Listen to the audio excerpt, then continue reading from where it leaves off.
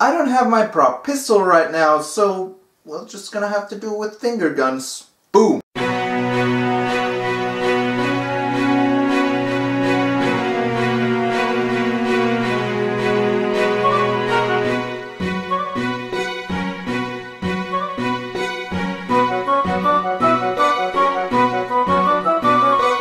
There are lots of reasons to love video games. Maybe you can find yourself invested in the story and characters, addicted to the fun gameplay, or completely enamored with the mind-blowing graphics like 80% of the gaming climate nowadays. But sometimes, maybe all you need are a few funny things that go brrr. Video game weapons can sometimes be relegated to just a number on your attack stat, but when a game goes out of its way to make your arsenal distinct from one another, that's when we get something truly special. Whether it's for the cool and unique abilities these weapons provide, how fun they are to use, or if they have a cool design or some sort of neat story significance, it's always great when a weapon stands out. And conveniently, it's also the criteria that we'll look at them with today. But before we start, a couple ground rules. First, I'm only accepting weapons that have some sort of tangible form in your equipment, for example. In other words, don't expect things like magic or power-ups to appear on this list unless they have some sort of physical catalyst like a tome or something. Second, I'll be looking at weapons that are mainly focused on offense, so while I do love the portal gun, it's more of a tool for puzzles than an actual weapon.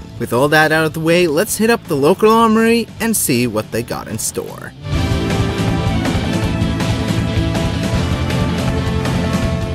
When you're an unsuspecting person walking down the streets of Kamurocho, there are a lot of things to watch out for. Thugs in every corner, yakuza who think they own the place, and all kinds of shady back alley stuff that you should definitely keep away from. But if none of that is enough to make you run in fear, maybe a muscly yakuza man with a big boomy swordfish is. The Marling cannon is wonderful. At its core, it works pretty similarly to any other long-range weapon in the game. You point at the target and shoot with the triangle button. But the difference with this fish is that instead of bullets, it fires live bombs. In practice, the weapon is actually kinda clunky to use since Kiryu has to grab it with both hands, the melee attack is pretty slow and doesn't combo at all, and your maneuverability for dodging attacks is pretty much gone when using it. Plus, it can only carry like 7 ammo, which means you can't really use it for very long. But not only is it incredibly cathartic to just see your enemies fly in heaps after just one shot, simply the design of the weapon makes it 10 times more entertaining. Like, it's already ridiculous enough that you're exploding people using a swordfish, but seeing Kiryu just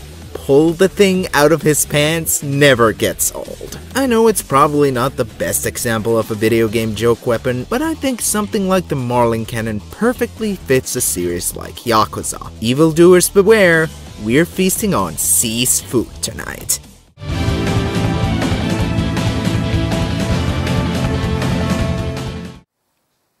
This is how stupid it looks when you're trying to Mega Man. When a topic like video game weapons is brought up, there are bound to be some series known for their weapons that are almost a given to show up.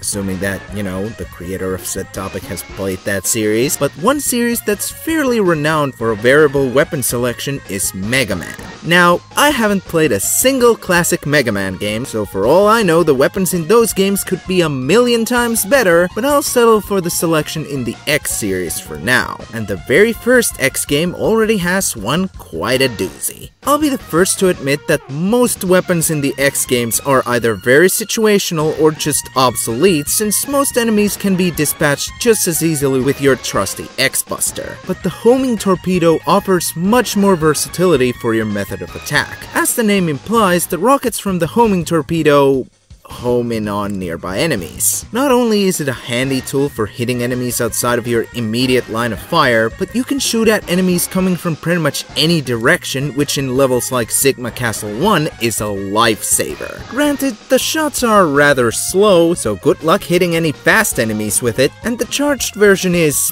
pretty lame, but whenever I'm put into a situation that the X-Buster can't solve alone, I often rely on the good old homing shot. You do need to fight one of the weaker bosses in the game to get your hands on it, but nothing good ever comes without pain, right? They never said being a Mega Man was an easy job.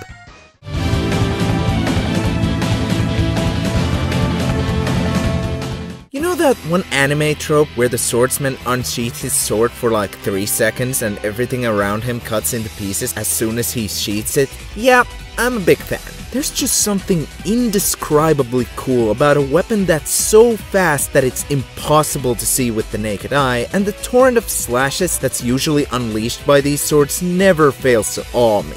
So what if you could use a sword with these exact abilities and get a hot anime girl out of the deal as well? Sounds like a bargain to me. I think I kinda already explained the functionality Hien has, but to reiterate, Ikaruga's playstyle with the sword is all about speed and torrents of slashes. Creating sword storms against the enemy before you, leaving slashes in your wake, and even just cutting down enemies with normal attacks feels so good and satisfying. Ikaruga's natural agility probably has something to do with it too, but they're pretty much a package deal anyway. Hien also serves as a big part of Ikaruga's character arc and backstory, as the sword has been passed down through generations in her adopted family. And this reflects on Ikaruga as doubts on whether or not she's actually worthy of becoming shinobi, and her adopted brother Murasame's jealousy towards her. It makes for a journey on which I can't help but root for her, and seeing her succeed gives me all the warm fuzzies. So if it wasn't obvious enough, Hien is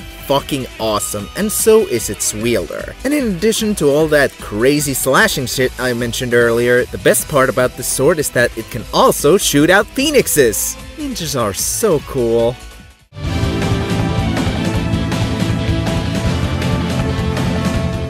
Ah, Team Fortress 2. What a lovely game you were. Now, don't get me wrong, the only reason I'm saying were is because I haven't played this game in years, but I had a ton of good times with this game back in the day. Maybe I should go back for a bit sometime. But that also presents a problem for this list in particular. Since the weapons are constantly tweaked for the sake of game balance, for all I know, what used to be my favorite weapons to play with could be complete horseshit nowadays. But thankfully, I have a backup plan, the stock weapons, because I think they haven't changed them that much. Now, most of these are just normal weapons with nothing all that special, but for some characters, Valve went the extra mile to create completely original weapons for their default loadouts. Ain't that right, Mr. Drunk Cyclops? Demoman was never my favorite class to play as, but I can tell you right now that the Sticky Bomb Launcher is one hell of a tool. Not only is this thing a very capable weapon of mass destruction with its explosions, but it has much more versatility even beyond that. If you like to play tactically, you can use the sticky bombs to set traps for the enemy team or protect your team's buildings and capture points. But if you'd rather just get into the heat of the action, it has you covered as well with the sticky jump, where you step over the bombs yourself, detonate, and watch your beautiful self soar through the sky, with the low cost of some possibly excruciating pain from the explosives. And even with all that, the sticky bomb launcher ain't no slouch in head-to-head combat either. You can either hold down the detonation button for some instant explosives, or take control of the immediate battlefield by scattering them if you're good enough. So overall, this hefty mother fifer is quite the package, and even after being away from the game for a long time, I doubt that fact has changed. At least I hope so. I mean, why would you make Demoman less fun?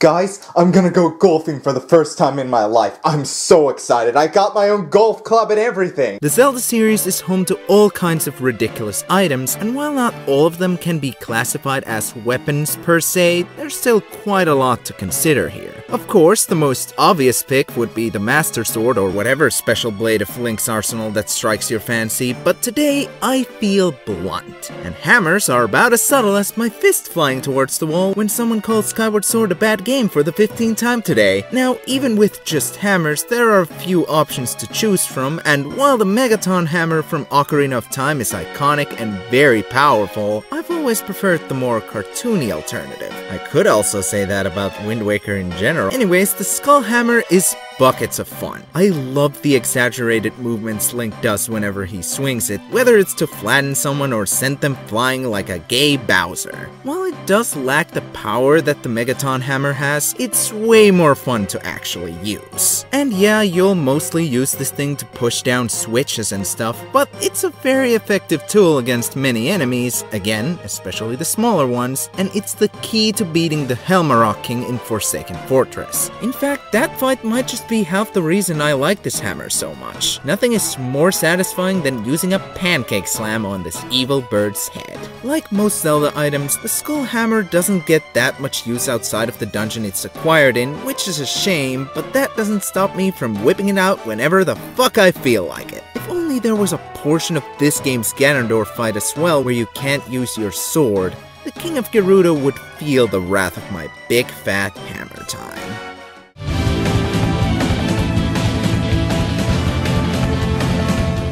So a lot of video games have a big arsenal of weapons with great variety, and often the amount of weapons you're carrying on your person is at least in the double digits. But sometimes you might want some quality over quantity. A lot of games do give the player only one weapon and that's it, but what if that weapon can give you sort of an arsenal just by its lonesome? Now that's what I'm talking about. I remember my mind being blown to bits as a kid when I realized that the 4 guns you get in Jak 2 are one and the same weapon. The Morph Gun can carry 4 different modifications, each of which gives the weapon completely new properties. A shotgun-like short-range weapon, a standard-rate blaster, a rapid-fire minigun, and a destructive electric ball shooter are the name of the game, and they're all easy and fun to use. Granted, some of them are more useful than others, but each offers a very empowering experience while still technically being just one weapon. And it gets even better in Jak 3, where each weapon mod gets 3 upgrades, effectively giving you a total of 12 different guns to play with. Whether you need grenades, some bouncing blaster shots, or lightning shooting out towards the next unsuspecting sap in your way, Jak 3's Morph Gun has you covered. This is easily the most versatile weapon on the list, and the fact that it can have so many different properties still has me reeling all these years later. The reason why it only barely makes the top 5 are because, again, some of the mods are way more useful than others, the design is a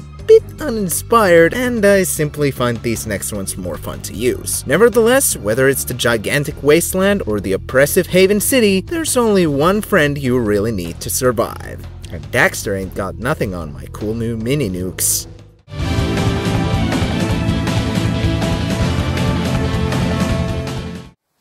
And this the part where I would show off my awesome custom-made Keyblade. If I had one. Even before I was really into Kingdom Hearts, the concept of the Keyblade was really cool to me. There's just something about a weapon that chooses its owner and can be just materialized into the wielder's hand that speaks to me. In fact, in my original drafts for this video, I included the Keyblade in general, but especially after the release of Kingdom Hearts 3, I decided to opt for a singular one instead. And after playing through the Remind scenario, that choice was pretty easy. Oathkeeper is actually a mainstay weapon in the series, making its first appearance in KH1 with Kairi giving it to Sora before he goes off to fight Ansem. And I've always liked it as this fairly powerful weapon with a good balance in strength and magic, and with KH2's addition of abilities onto the Keyblades, Oathkeeper was my go-to to boost the duration of forms when I needed it. But where this blade really shines is in KH3. You know how in Kingdom Hearts 2 there's a fight against Axel where Roxas used the Oblivion and Oathkeeper at the same time? Well, the double form in 3 basically allows you to do that all the time. Well, provided you get a long enough combo, but anyway, having this super fast dual-wielding form feels amazing, and smacking enemies and bosses with it never gets old. And in addition, before the double form, you also have the light form with its equally fast attacks and cool particle effects. And with a slick silver design and a really cool star motif, the Oathkeeper is undoubtedly my choice of Keyblade. Maybe there are some Keyblades people will tell me are objectively the best, but I was never a part of that crowd. Now if only I could get a life-size replica of Oathkeeper hanging on my wall. Shut up, I'm not salty.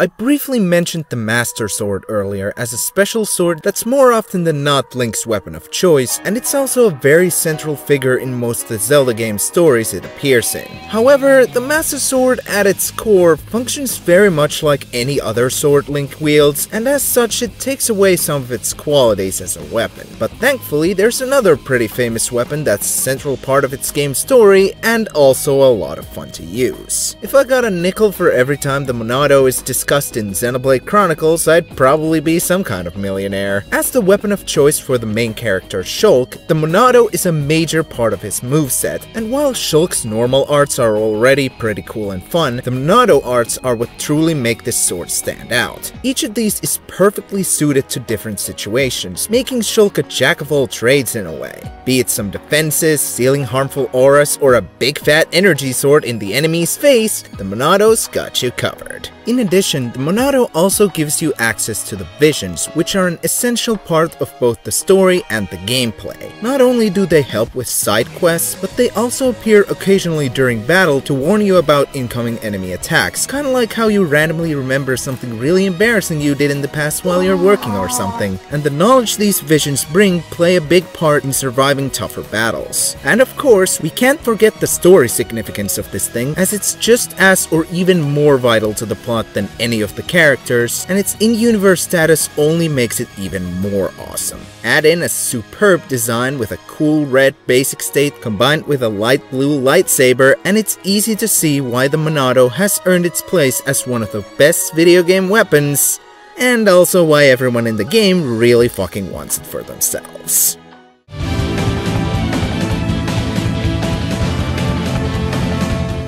You might have noticed a small pattern throughout this list. While there have been a lot of very special and intricately designed weapons on this list, a lot of them are also pretty simple when you get down to it. This is because I am very easy to please, and even the simplest concepts can go a long way for me if they're fun enough. And nowhere is this more apparent than my weapon of choice from the Ratchet & Clank series, a franchise full of creative designs and incredible concepts. And I choose one of the generic looking rocket launchers. But hold on, dear viewer, because the Annihilator is more than just your average rocket launcher. I've always had a soft spot for the rapid fire weapons in the series, stuff like the Combustor, N60 Storm, etc. So a rapid fire rocket launcher already tickles me in all the right places, but it gets even better. For you see, as early as level 2, this weapon gains the ability to scatter mini bombs around the battlefield upon impact, which only adds to the carnage this thing can whip out, and by putting some time into it and upgrading it all the way to its final form, you get something truly special. The Decimator is lean, mean, and it gets things done. The Annihilator's mini-bombs were already enough for me to love this gun to bits, but as the Decimator, each rocket shoots out small homing missiles upon impact. And while the lack of explosions might make the weapon seem less flashy, the results speak for themselves, and there's just something super satisfying to me to see a room full of these mini-missiles after loading out a good chunk of my ammo count. The Annihilator/Decimator might not look like much at first glance, but you will quickly come to see that it truly lives up to both its names. I've always liked the underdogs, and among the crazy gadgets this series can pump out, you can't get much more underdog than this. Alright fellas, here are a few more cool offense tools that make my brain secrete the good stuff.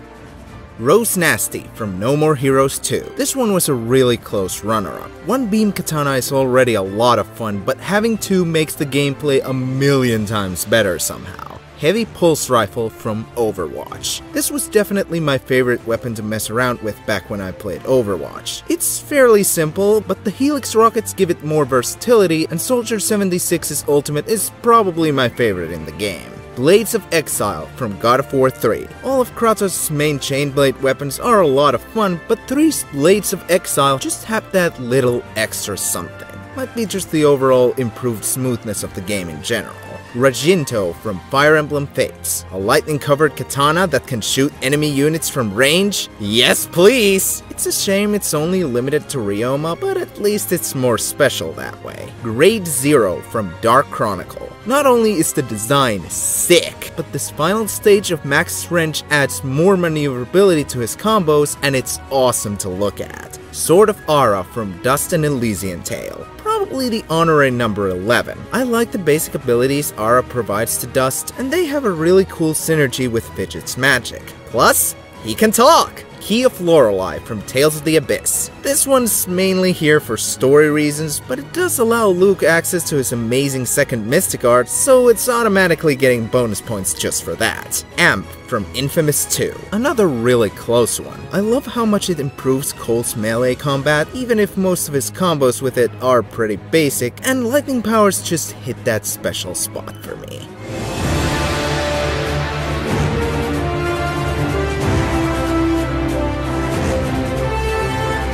So far, we've talked about weapons that mostly don't have anything to do with the game's story, but even in the case it does, I've never had to dive into spoiler territory. Yet it's a little funny to me that here we are at number 1 and the mere existence of this weapon is a pretty big spoiler. So if you haven't played Devil May Cry 5 yet, I'd highly recommend doing so before watching this segment, because that's the only way you'll feel the awesome power of Devil Sword Dante. Like I said earlier, I am very easy to please, and this is a big reason why Dante's signature sword, Rebellion, was always one of my favorite weapons, despite being a pretty standard sword. And even when 5 brings out a weapon that managed to top it for me, it's not the dual-wielding motorcycle saw blades or the 3-in-1 elemental nunchaku, it's the thing that replaces the Rebellion. The reasons why I love Devil Sword Dante overlap with why I love the Rebellion, since they have similar movesets, but the sword has even more cool qualities going for it. First of all, look at this design. Holy fucking shit. I'm not usually too much into gothic design, but there's just something about the spikes and claws on the handle and the scale surrounding the blade that gets me. And when Dante activates Devil Trigger, the sword opens and there's this lava-like glow to it. I also love how this sword symbolizes Dante's harmony with his humanity and demonic powers. It's why the sword is literally named Dante, because it's the symbol of his will and his being. And it's also demonstrated really well by the Sin Devil Trigger, where Dante embraces his demon side to unleash incredible power, but without losing sight of his identity as a human. Add in the floating energy swords just like Virgil used to make him, and there's no other weapon in video games better than this for me. I'm FinnishDuck, and while you could argue that there are other cooler and more creative weapons even from this series that would be more deserving of the top spot, the Devil Sword Dante is just so much fun for me. Plus, I don't think anything can replicate the amount of oxytocin I get from Million Stab. Oh yeah, that's the good shit. I wanna be a hero. Pokemon!